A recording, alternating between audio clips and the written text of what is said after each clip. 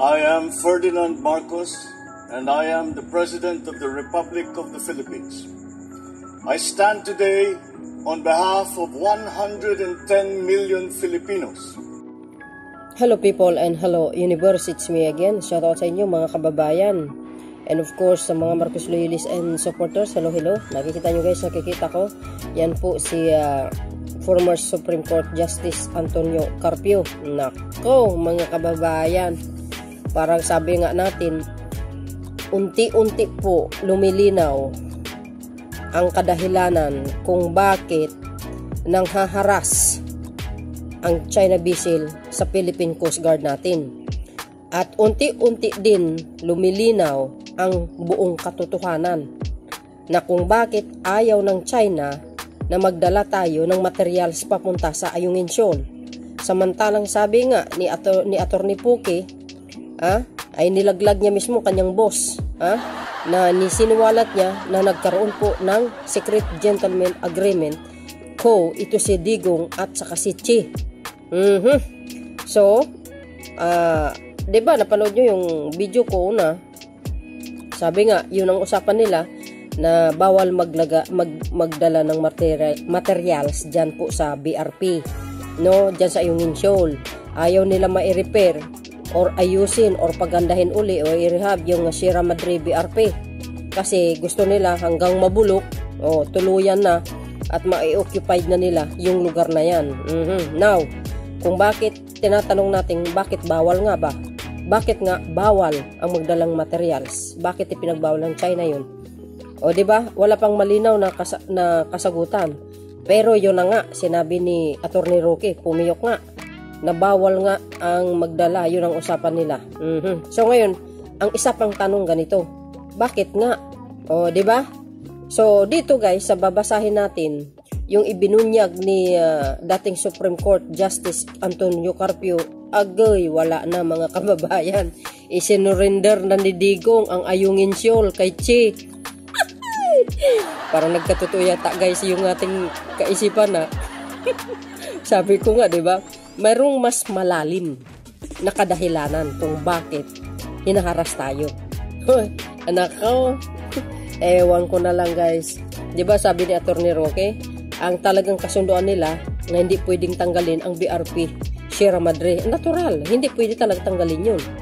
Dahil po yan ang sakop ng economic zone ng Pilipinas. Teritoryo po natin yan. Yan ang magsilbing outpost sa natin, sa ating teritoryo.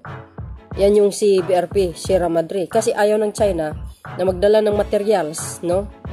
Dahil ayaw nila pagandahin yung BRP o kaya i-rehab or i-renovate nga, pagandahin uli. Dahil gusto nila hanggang mabulok. Pag nabulok, ma-occupied na nila yung lugar na yan. Now, dito sa siniwalat ni former Justice Carpio, talagang isinuko na ni Digong ang Ayungin Shoal guys, So, basahin po natin para kumpleto Ricardo, no? Intindihin nyo mabuti mga kababayan, kasi mahaba masyado pag in-explain, oy. Sabi po dito guys, sabi po ng inquirer net ito, former President Rodrigo Duterte surrendered the Philippine sovereign rights over Ayungin Shoal in what was disguised as a gentleman's agreement with the China former Supreme Court Justice Antonio Carpio said. Nako, my goodness, parang ito na yata guys ang kadahilanan kung bakit hinaras tayo ng China at inangkin ang area na yan sapagkat isinurrender ni Digong ang Ayungin Shoal sa China. Ano ngayon mga DDS, yung mga bastos na DDS, ano ngayon masasabi nyo? Sige nga, yan, itapal nyo sa mukha nyo ito. Nagmamagaling kayo. Anong sinabi nyo? The best president ever. Akala ko ba the best worst president ever? Tingnan nyo. Hindi natin alam ito, mga kababayan. Kawawang mga Pilipino. Baka magising na tayo. Hindi na pala sa atin ang Pilipinas. magising na tayo, probinsya na tayo pala ng China. Pag iuupo niyo uli yung anak niya. Kaya magiging maingat kayo. Anong sa palagay niyo? Pabalikin niyo ba? Ibubuto niyo ba yung anak niya? Delikado tayo dyan. Sabi po dito guys, yan, curfew, Duterte give up Philippine rights over ayungin in agreement with China. Kaya pala, mga kababayan, nung last election, gusto pala ni Digong na tumakbo sa pagka-presidente si Sara Duterte. Why? Kasi ini-expect niya talaga na magiging mananalo ito, at pag naging presidente, mga kababayan, hindi maungkat ang dapat maungkat. Mapagtakpan ang lahat ng mga ginagawa niya. Tungkol dito sa secret agreement na ito ay mismo si Attorney Roque ang naglaglag sa kanya. Diba, binunyag niya, nagkaroon talaga ng secret agreement, gentleman, ito si Mr. Duterte, ex-president. Ano ngayon, mga kababayan? Now, sinabi po dito guys, wala naman silang pinirmahan. So, ibig sabihin, mga kababayan, kung wala silang pinirmahan or gentleman agreement lang, no? Mga kababayan, is possible na mababawi ni Pangulong Marcos ang ating nasasakupan, ang Ayungin Shoal. If yan, kung totoong sinabi ni former Supreme Court Justice Antonio Carpio na isinurrender ni Rodrigo Duterte ang Ayungin Shoal kay China without signing or walang papel na pinirmahan. So, ibig sabihin, pag walang pinirmahan, mga kababayan, may pag-asa po na mabawi natin. Diba? Anong sa tingin nyo, mga kababayan? Well, correct me if I'm wrong. Mga kababayan, parang yun ang dating sa akin. Now, basahin natin ito para kompleto, Ricardo, no? Yan, no? Nakikita nyo? Carpio Duterte give up? Nako.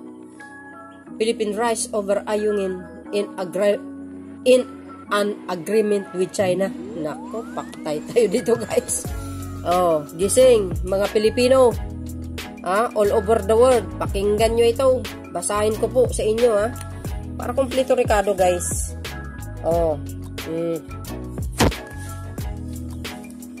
Anong sabi?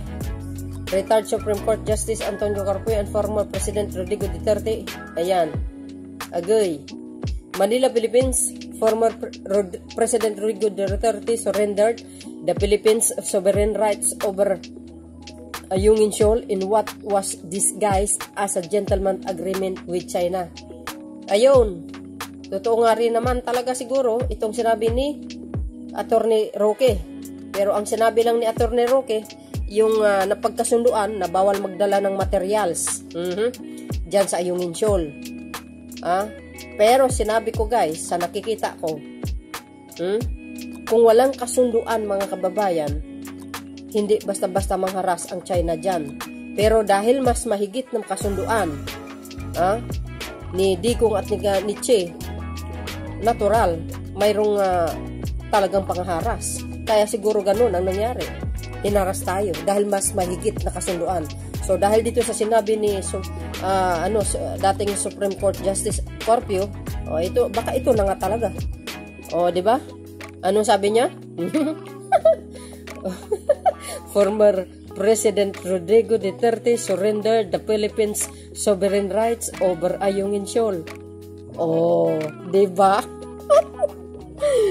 Paktay tayo ni guys, ayan na. Parang unti-unti nang lumilinaw, mga kababayan, Wow.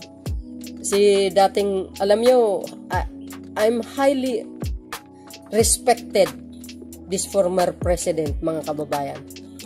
Because, he was a president of the Philippines.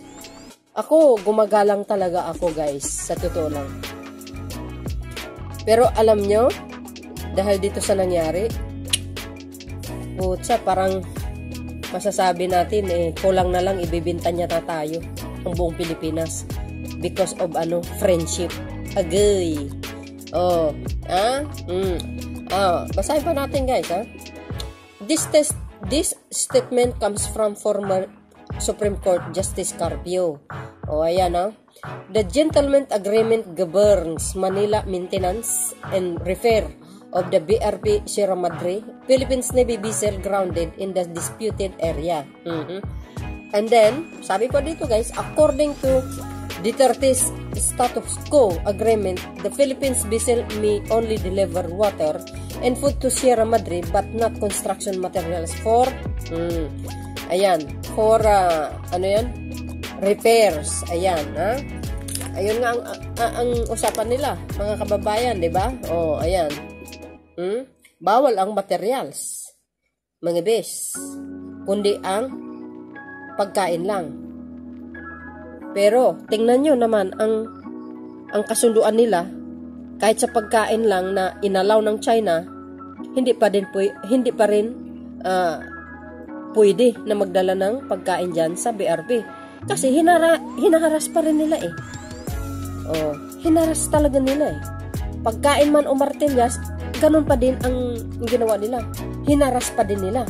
Ang sabi pa dito, Carpio said, the agreement favoring China violated the July 12, 2016 Arbitral Tribunal ruling recognition Ayungin Shoal as a part of the Philippines Exclusive Economic Zone. Ayun naman talagang katotohanan. Sakop po natin yan. Kaso lang, anong ginawa ng China? Bakit parang inangkin niya na? At ayaw niya pa mag-supply tayo ng materials. Diba? Ultimo pagkain, ayaw niya. Ayaw ng China. Ano ang kadahilanan? Diba? Kaya nga, kung ang kadahilanan niyan, kung bakit sila nangharas, dahil isinurrender na pala ni Digong itong Ayungin Shoal, talagang may reason yun, mga kababayan. Diba? Pero ang sabi, hindi daw nagkaroon ng signing. Parang lang daw, gentleman agreement ko lang daw. So, ibig sabihin, kung talagang walang walang pirmahan, there's a possible na mabawi talaga ni Pangulong Marcos Jr. yan. Nako. Anong palagay nyo, mga kababayan? Tama ba ako? Kayo guys, anong nasa isip nyo? Mag-comment lang kayo para mabasa naman ng iba. Under the arbitral award, China had no right to erect an extractor on Ayungin Shoal and had no right to stop the Philippines from conducting activities in the area. Tama nga naman. Wala talagang karapatan ang China. Diba? Wala siyang karapatan. As in, kung makita nyo sa mapa, mga kababayan, mas malinaw pa sa sinag ng araw, ay pag-aari po ng Pilipinas. And also, China has no right, no? Diba? Na, kumbaga, pagbawalan tayo magdala ng materials. Ewan ko ba? Di ba? Kasi ibig sabihin, may kadahilanan talaga. Kung ang kadahilanan ay binigay na yung Ayungin Shoal, yun na nga yun. President Duterte knew that without repairs, the BRP Sierra Madre would soon collapse. And thus end our presence in Ayungin Shoal, Carpio said in a text message. Di ba? Kasi ayaw nila talaga ma-repair yun. Gusto nila mabulok, hanggang mabulok. Pag nabulok, yun. Pagkakataon na ng China. Diba? Talagang o-occupy din nila yan. Tapos biglaan na naman. Natambakan ng mga buhangin. Di nga tayo. So, kailangan i-repair dapat yung BRP. Yet, Duterte agreed in concessions to China that the Philippines could only bring food and water to BRP Sierra Madre and would not bring materials to repair the Sierra Madre. See? Kita nyo yan? Malinaw yan, mga kababayan, yan ang napagkasunduan ni Digong. Yan po ay bawal sa soberenya ng bansang Pilipinas. Yung ginawa ni Digong nyo. Bawal po yan. Without knowing of the Filipino people. Ano nangyari? Nasak na naman tayo. Same as yung ginawa din ni Panot. kamukat-mukat mo na nagpatayo na ng ano, ng ang ano dyan sa may Western Philippines ba yan? O yes. O ano ngayon? Nga ang Pilipinas. O sabi po dito guys, so the 30 gentlemen's agreement was lopsided in favor of China. Oh my goodness. Talaga naman. Ito talaga si Digong, nagbigay ng sakit ng ulo ng mamayang Pilipino. O sabihin nyo, best president. O sabi ng ibang nagko-comment, the worst president I ever seen in my life. The gentleman agreement was a disguise surrender of our economic zone rights over Ayungin Shoal, as it give China veto power over our exclusive right to erect structure on Ayungin Shoal. The former Supreme Court Justice explained. Nako, mga beswa. Ayan na nga. Ito na. Oh, siguro malinaw naman sa inyo ngayon guys. Huwag na kayo magtataka kung bakit hinaharas tayo ng China. Sino may kasalanan at sino ang totoong Judas. Nako, actually hindi si ano lang hindi si Pintano lang Judas. Mayroon pa mga kababayan. O ayan. Ano ngayon mga kababayan? 'Di ba? Ay nako, ewan ko na lang. Sinurinder na ni Digong ang Ayungin Shoal kay Ching Ching. O, diba mga beswa? What do you think of this? Huh? Yan ang sinasabi natin, guys. Yan ang sinasabi natin. Alam mo ito, si dating Pangulong Duterte. Ang akala mo matapang. Diba? Hanggang salita lang pala eh.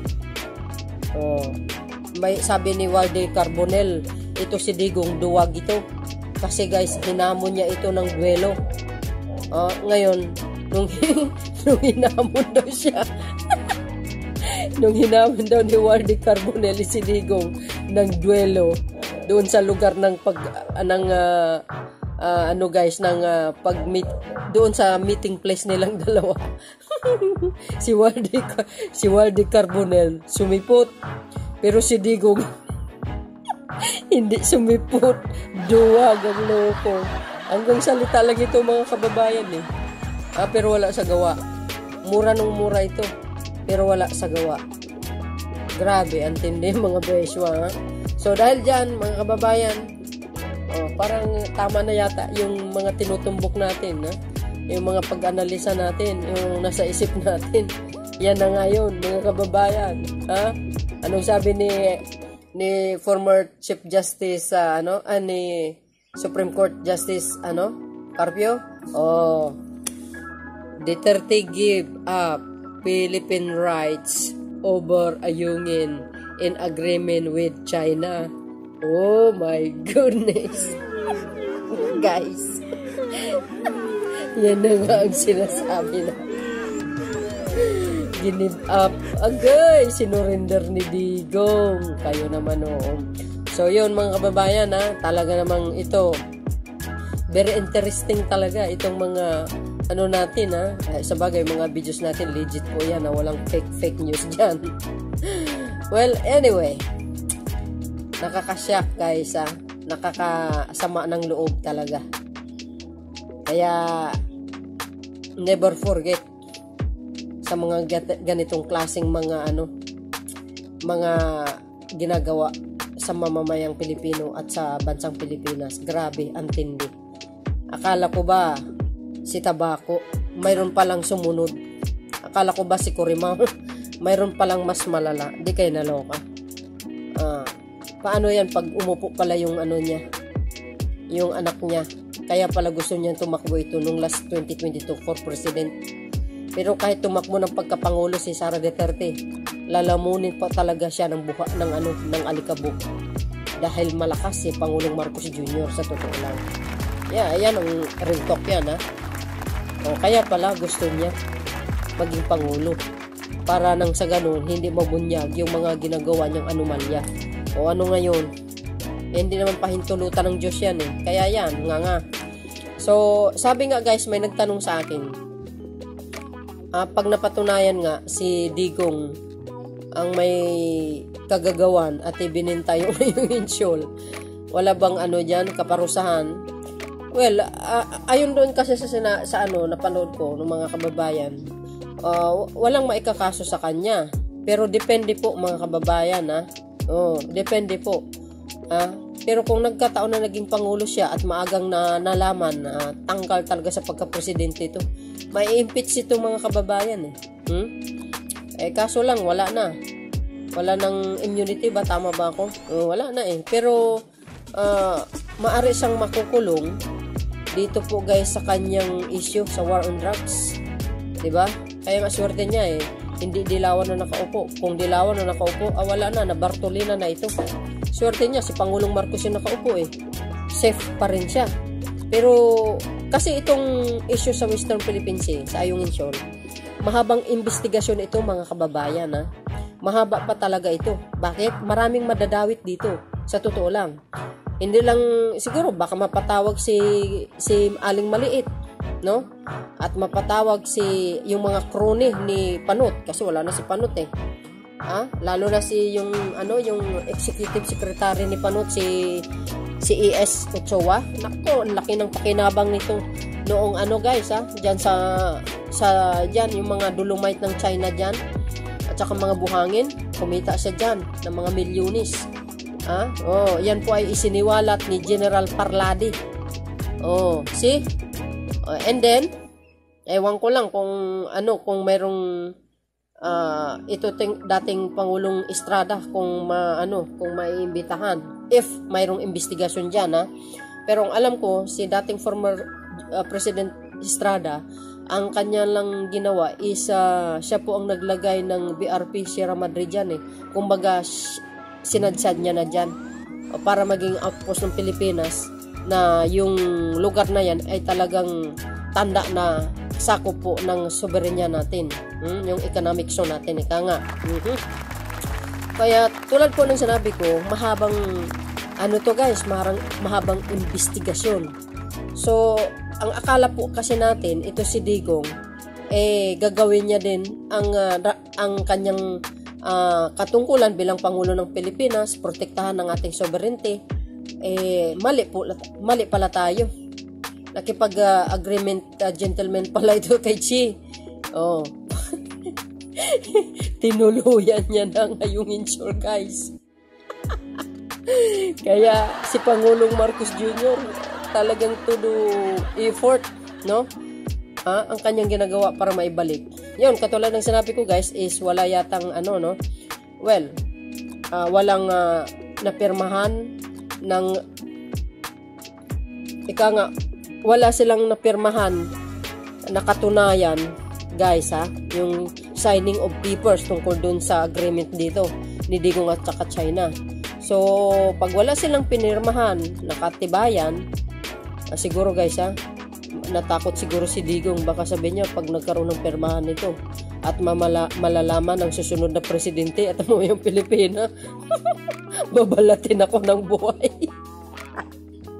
So ibig sabihin mga kababayan, if there's no signing agreement between China and Digong, so there's a possible talaga na mababawi natin. Pero medyo mahirapan yata ang ating mahal na Pangulo, pero gumagawa siya ng kaparaanan, no? So wait po natin yan kung ano man guys ang magiging result nito.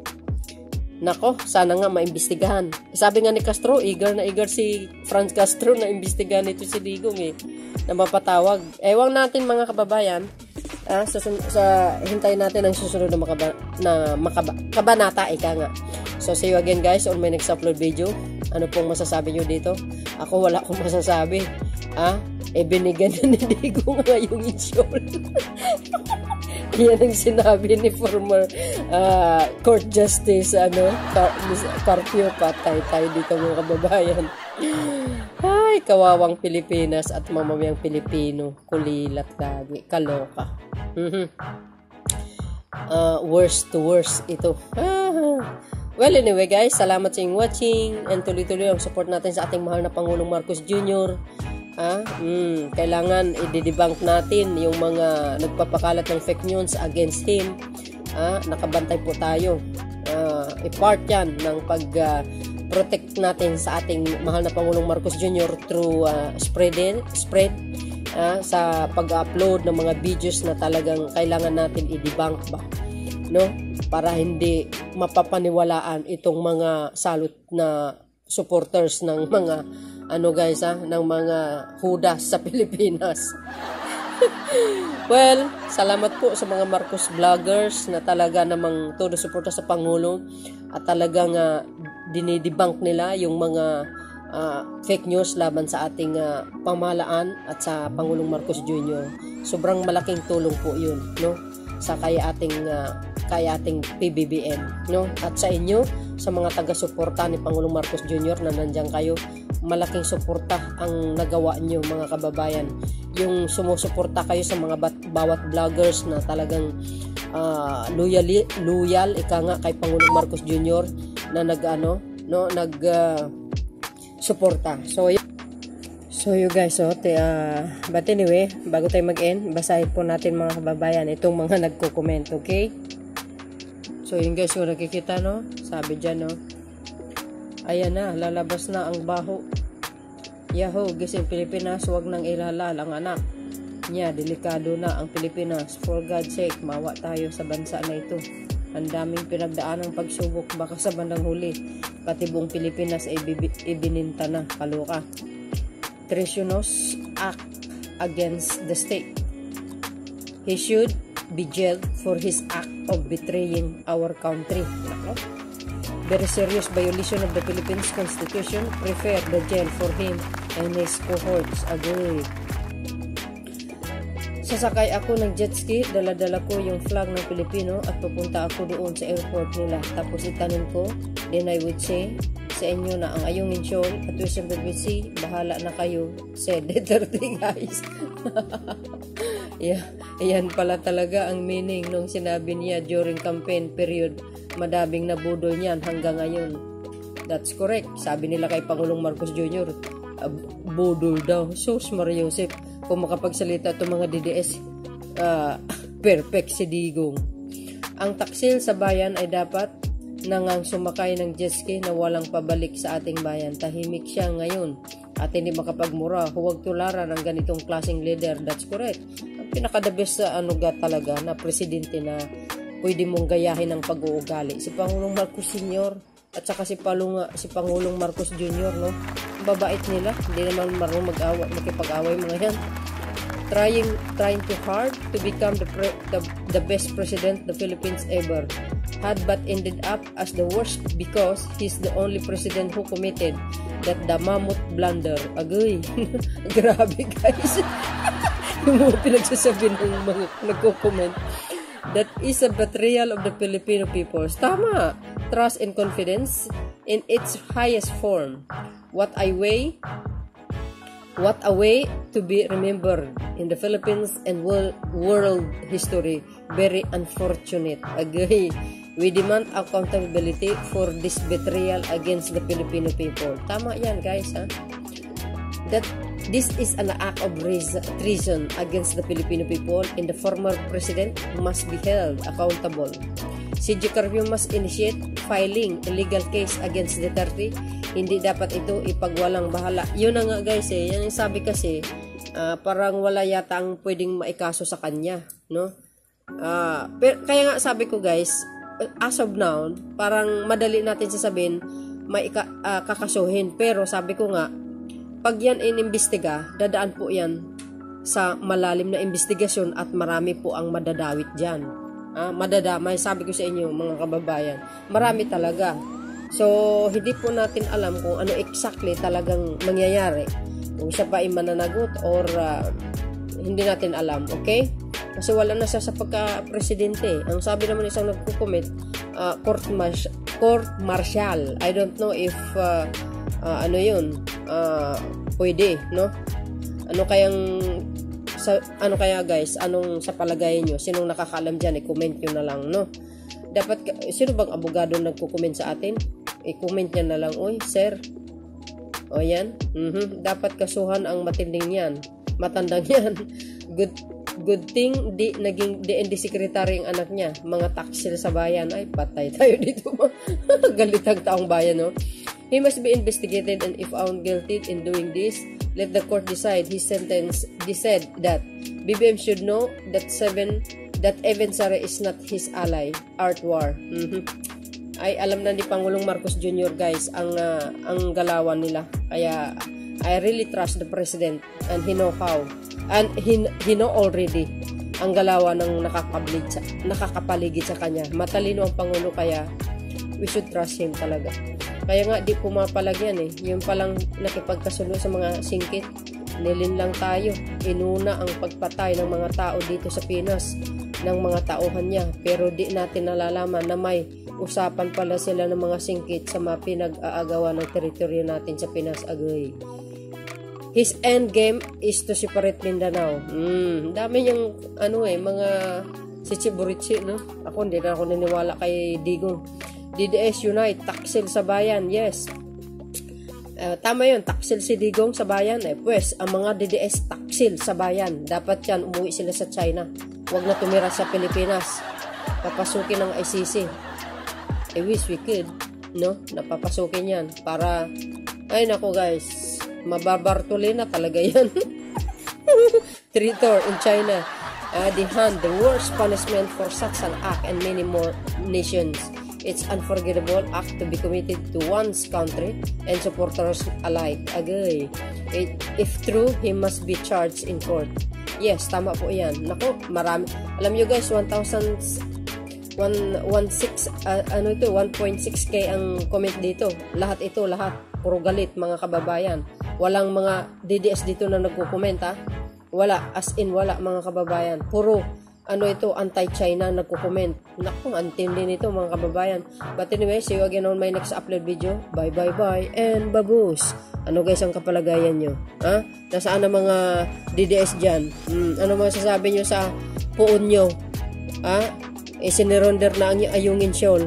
Kaya ching-ching. Oh. Kayo taksil kayo sa bayan. See you again guys sa next video natin. Bye and bagus. Buto-buto sa langit, tamaan huwag magalit, pag-inggit pikit, bakit nga. God bless Philippines.